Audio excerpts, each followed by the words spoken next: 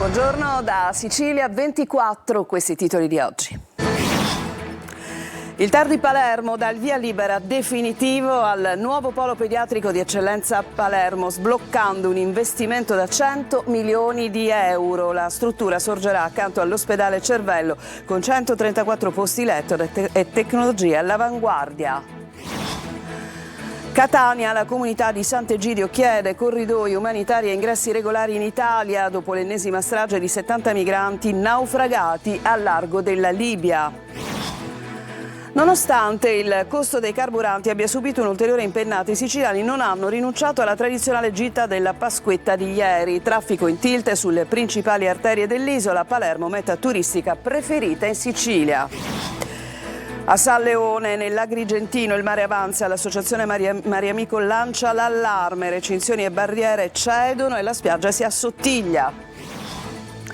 Calcio, il Catania cade al Massimino contro il Picerno, prima sconfitta interna della stagione, 2-1 per i lucani tra errori difensivi e fischi del pubblico. Viali dice una squadra condizionata dal pari.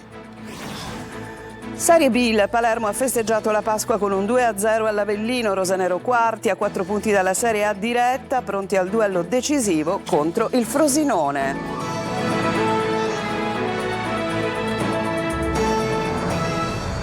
C'è stato il via libera del Tribunale amministrativo regionale di Palermo al nuovo polo pediatrico da oltre 100 milioni. Respinto il ricorso infatti contro l'appalto, dopo anni di stop l'opera adesso può partire il servizio. Via libera definitivo alla realizzazione del nuovo polo pediatrico di eccellenza a Palermo. Il TAR ha respinto il ricorso presentato da una società che chiedeva di annullare l'appalto da circa 100 milioni di euro, già assegnato ad un raggruppamento di imprese. Una decisione che sblocca l'iter dopo anni di rallentamenti. La nuova struttura sorgerà in una zona accanto all'ospedale Cervello e rappresenta uno degli interventi più importanti per il sistema sanitario siciliano. Il polo pediatrico sarà realizzato su un'area di oltre 45.000 metri quadrati e sarà dotato di tecnologie antisismiche avanzate. Previsti 134 posti letto, di cui 10 in terapia intensiva, 4 sale operatorie ed una sala ibrida. 14 reparti con specializzazioni che vanno dall'oncoematologia alla neurochirurgia fino alla cardiochirurgia pediatrica, con laboratori, ambulatori, spazi per la formazione, una foresteria per le famiglie, un'area ristoro ed una elisuperficie per le emergenze. E andiamo alla vicenda dell'ennesimo naufragio di migranti dopo quello appunto di Pasqua, la terza tragedia del mare negli ultimi giorni. È la comunità di Sant'Egidio a lanciare un appello. È urgente che ci siano dei corridoi umanitari o sarà un'ennesima strage, quello che sentiamo nel servizio. Riprendere con forza e impegno e intensificare ulteriormente le operazioni di ricerca e salvataggio dei migranti, dar vita a nuovi corridoi umanitari e al tempo stesso a canali di ingresso regolari in Italia per motivi di lavoro. È un appello su 3 fronti, quello che parte dalla comunità di Sant'Egidio, ma sposato da una decina di associazioni all'indomani dell'ennesima tragedia del mare. Nella notte di Pasqua si stima che siano 70 le nuove vittime del naufragio di un barcone. È stato possibile salvarne solo 32 e recuperare 2 cadaveri. Vittime che si aggiungono alle 19 di qualche giorno prima a 85 miglia al largo di Lampedusa e al naufragio nell'Egeo. L'intervento della Guardia Costiera italiana è avvenuto in area SAR libica. 110 le persone a bordo di una barca partita proprio dalla Libia, esattamente da Tripoli, un barchino di 15 metri. È il secondo salvataggio italiano in acque libiche in pochi giorni, a dimostrazione del fatto che gli accordi con la Libia non funzionano più. Con l'arrivo del bel tempo i viaggi della speranza partono in massa e bisogna affrontarli o sarà una strage senza fine. La comunità di Sant'Egidio ribadisce l'esigenza di corridoi umanitari, un sistema che in 10 anni, racconta, ha permesso di inserire nella società italiana 8.500 persone, un esempio che adesso dovrebbe prendere in esame anche l'Europa per seguire quanto fatto in Italia. A Marsala un gruppo di cittadini e associazioni, tra cui Libera, ha realizzato una croce in legno con giubbotti salvagente per richiamare l'attenzione sulle morti dei migranti in mare. L'installazione posta sul sagrato della Chiesa Madre, accompagnata dal messaggio "Una preghiera per la nostra ipocrisia", è stata accolta all'interno dell'edificio religioso. L'iniziativa punta a sensibilizzare la comunità contro l'indifferenza e i messaggi di odio verso i migranti, invitando a una riflessione sui valori di accoglienza accoglienza e di solidarietà.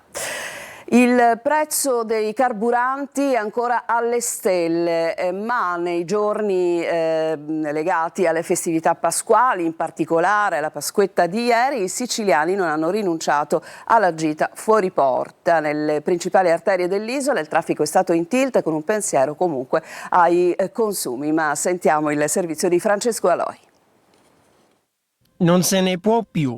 Potremmo sintetizzare così il pensiero degli automobilisti. Il prezzo del carburante continua a salire e il malcontento avanza. Difficile andare avanti così, è impossibile. Pregando, sinceramente, perché è insostenibile questa situazione. Nonostante tutto, il traffico non manca. Così molti siciliani, prima e dopo la classica scampagnata di Pasquetta, sono costretti a passare ore e ore in fila. Ed è proprio in questi casi che si consuma di più. Di sicuro consumeremo di più. Il prezzo medio alla pompa in Sicilia è ancora tra i più alti, 2,13 € per il gasolio, 1,80 € per la benzina. Palazzo Chigi intanto ha rinnovato il taglio delle accise fino al 1° maggio, una misura che costerà allo Stato $500 miliardi, ma che, secondo molti, non basta. Hanno aumentato il prezzo del gasolio perché comunque la maggior parte delle auto che circolano in Italia sono tutte a gasolio. Come ora è tutto sbagliato. Prima di mettersi alla guida meglio pensarci 2 volte. E poi c'è chi come lui preferisce la bici, non si inquina e soprattutto si risparmia. Ed è stata Palermo la capitale del turismo in Sicilia, con strutture alberghiere sold out e tanti turisti in giro per la città. Non poteva mancare anche una grande affluenza sulla spiaggia di Mondello. Marco Gullà. Palermo è stata tra le mete predilette per le vacanze di Pasqua. Lo vediamo anche da queste immagini. Vie del centro affollate, turisti sia italiani che stranieri in giro per la città. Sold out sia ieri che oggi a Pasquetta. Palermo ormai è stabilmente dentro le rotte globali del turismo. Ora, noi non parliamo più soltanto di una destinazione stagionale. Palermo sta diventando una città che si sceglie tutto l'anno per la sua identità e per la sua offerta culturale, oltre che per la sua autenticità. Considerata la giornata prettamente primaverile, in molti hanno deciso di trascorrere la Pasquetta in spiaggia. Siamo a Mondello, un assaggio di estate. La Pasquetta più bella del mondo è proprio qua, in spiaggia a Mondello. Ci godiamo questa bellissima giornata oggi in compagnia di amici, sport e poi ovviamente di un pranzo con la grigliata e tutto. Il mare è bellissimo, peccato un po' per la pulizia della spiaggia. Fredda ma bellissima, caraibica, trasparente, sembra una piscina. Si deve assolutamente venire qua per vedere questo paradiso. Palermo ha già numeri importanti anche per le prossime vacanze di primavera, ovvero per i ponti del 25 aprile e 1° maggio.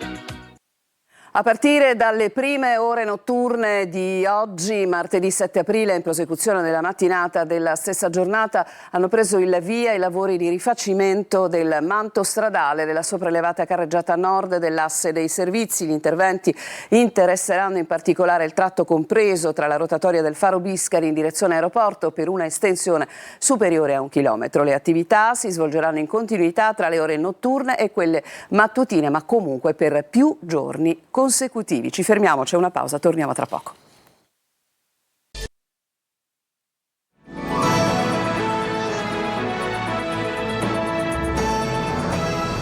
Seconda parte di Sicilia 24, ancora un crollo a San Leone, siamo nell'Agrigentino, il mare avanza e porta via un altro pezzo di costa. L'ex stabilimento militare sta finendo in mare, travolto dalle onde e dall'alto. Le immagini del drone mostrano un'erosione ormai senza tregua. Davide Sardo.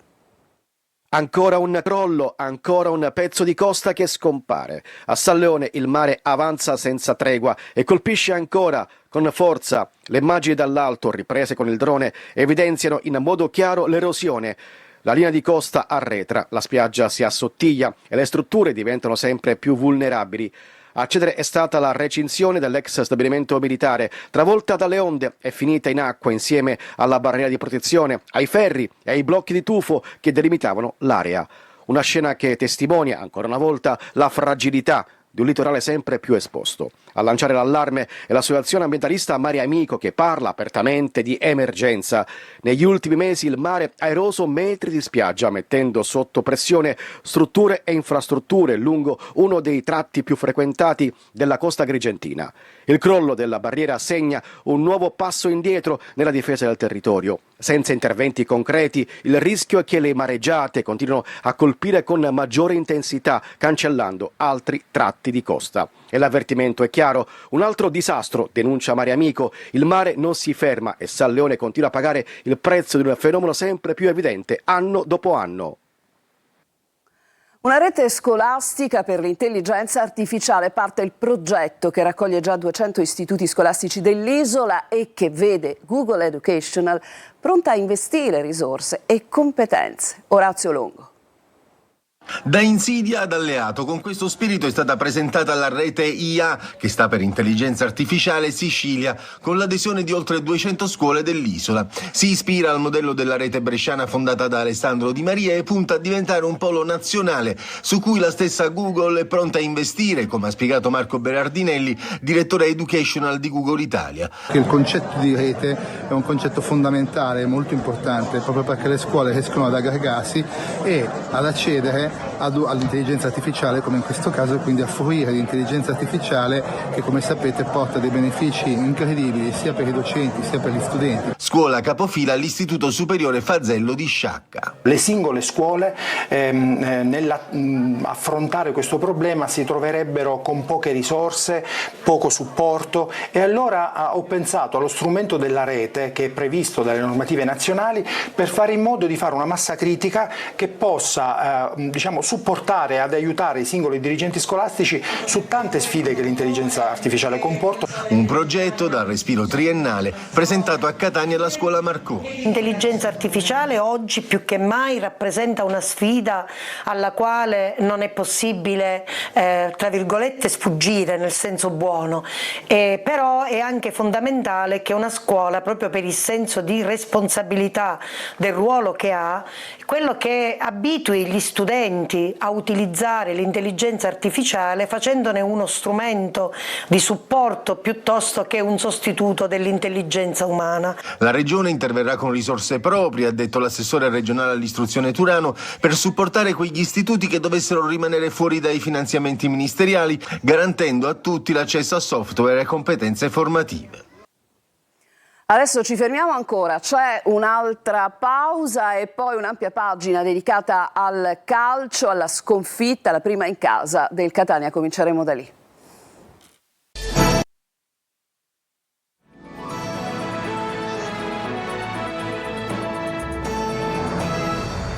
E siamo al calcio, andiamo subito alla Serie C con il Catania che ha perso ieri la prima partita casalinga della stagione. Dopo il vantaggio di D'Ausilio, i rossazzurri sono stati superati dai lucani che segnano con Abreu e con Bianchi il servizio.